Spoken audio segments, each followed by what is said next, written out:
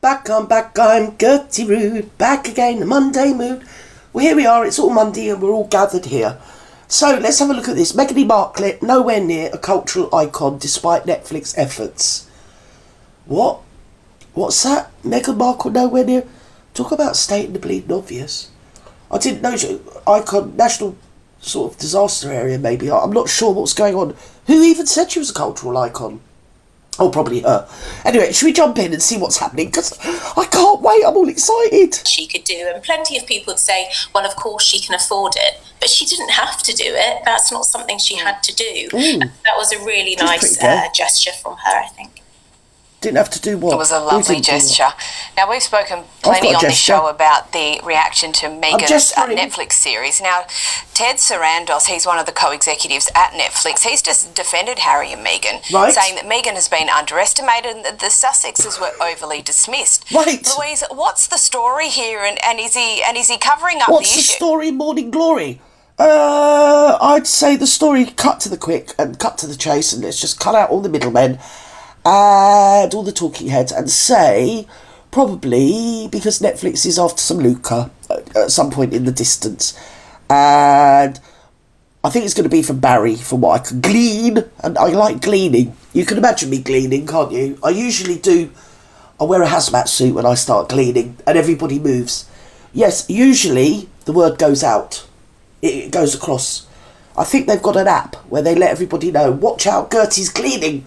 So anyway, from what I've gleaned, they're going to say anything to keep Barry on board. That's basically what's happening. So either that or Ted Sarandos, he's obviously, has he bumped his head maybe? Has he had an untimely accident with, say, a Hoover? Or any number of electrical devices? Anything could have happened if you think of it. And he's probably fortuitously recovered, but sadly, it's left him somewhat, damaged. Cranially, cerebrally. Either that or he's just gone mental. There you go, I've said it, he's gone mental. And apparently they like Meghan Markle because her content is severely underestimated. Right.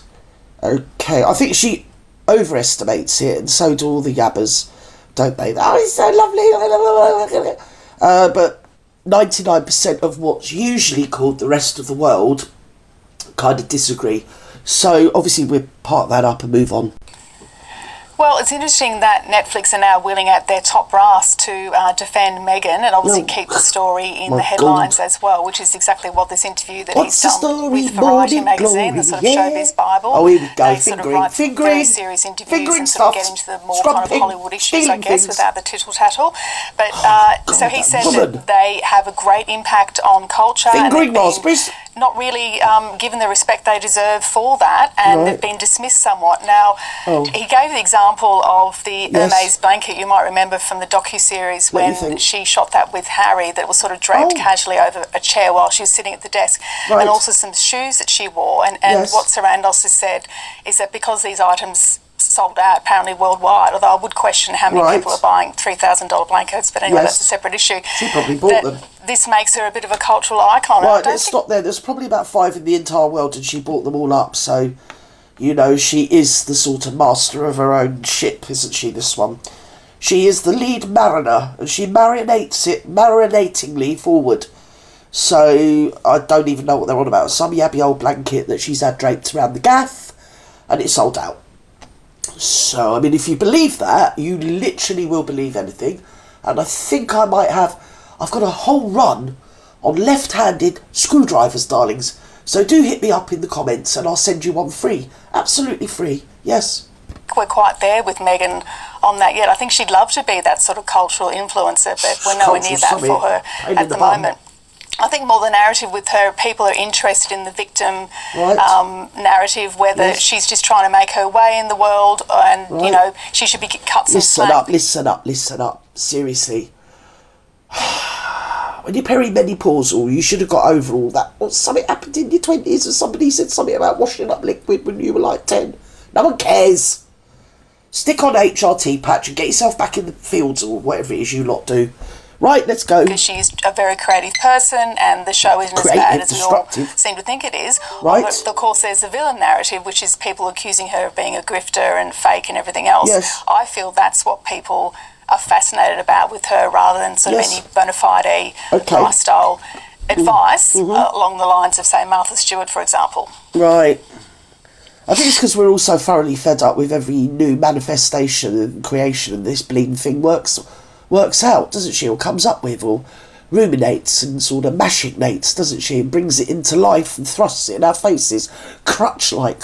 So none of us can look away. It's like a sort of something crashing in slow-mo, isn't it, darlings? And you sort of peep through your fingers and sigh and go, ooh, at all the right places, don't you? Oh, no, don't, please don't do it. Oh, she's done it. Like the quiche, that was a disaster. And the spaghetti, I mean, and she was like telling everybody that you make sauce out of the starchy liquid because it's ever so creamy. It makes it really nice, creamy. Nobody does that. You wash the starch out. Especially looking at the size of you, don't you tell me that you've ever ate so much as a teaspoon of starch water, darling. And all that. Oh, what was all that? She had the, not amuse-bouche. Smorgasbord of, what was it? I don't know. Charcuterie of greenery, wasn't it? It was a vegetarian charcuterie. And it was all bunched up with next door's veggies. But when you look at her, you know she has like a lettuce leaf a week. So all of that was going to go to waste because nobody's going to be dipping bits of lettuce in tzatziki or anywhere else, if you get me. So there you go. There you go. Now, Netflix, they can defend the show just all rubbish, they like, just but this nonsense. appraisal by Irish Catholic priest Father Brendan Kilcoyne, I thought it cut straight through the bone. What did he say?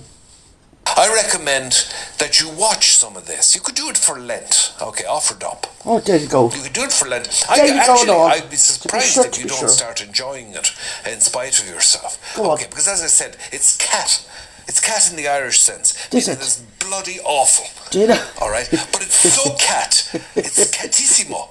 It's so cat. It's actually quite good. Okay, it's actually. That makes no sense at all, Tyler. It's enjoyable. I don't know what you're on about today. No. For Lent, a packet of wine gums or some popcorn. I think the dear father's had some wine gums for too first. Do you not?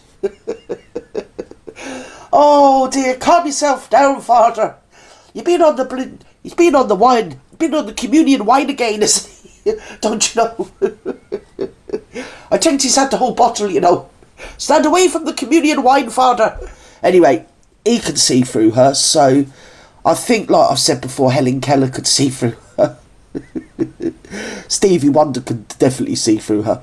So there you go. And everything's like just the same as it usually is. Rumbling ever onwards. Where's it going to stop? No one knows. Do I care? Not really. But anyway, I thought I'd share it with you. Anyway, you keep yourself calm, father, because you're probably going to be a bit busy over the next few weeks leading up to Lent. Oh no, you shouldn't be drinking, should you?